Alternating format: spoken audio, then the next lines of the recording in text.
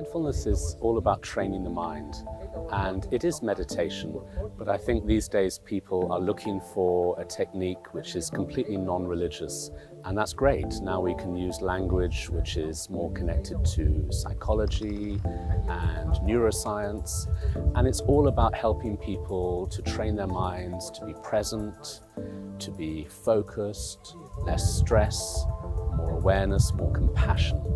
It's a way of helping you become more human, actually. Many people suffer from stress, and sometimes we have strong emotions and all different kinds of suffering, and that's really what mindfulness is about, changing your relationship with your mind so that we're no longer frightened of ourselves, and when strong emotions arise, we can have compassion towards our own mind and not push the emotion away, also not chase the emotion, but just let it be. But this requires training, of course, so it's a bit like exercise. You've got to train again and again, and then you become better at it. And the main thing is you're learning how to be present and just observe the mind.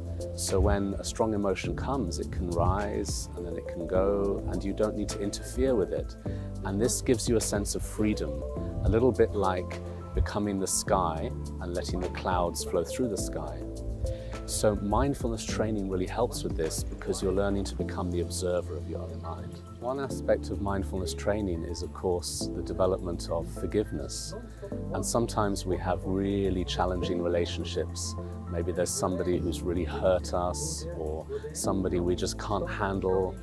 And it's not like you can just switch on forgiveness overnight, but if you train regularly in mindful compassion, slowly over time you start to become less bothered by people, you can accept them more.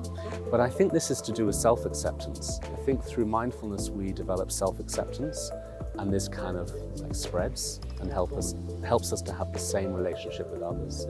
But it's a slow process, it's not overnight.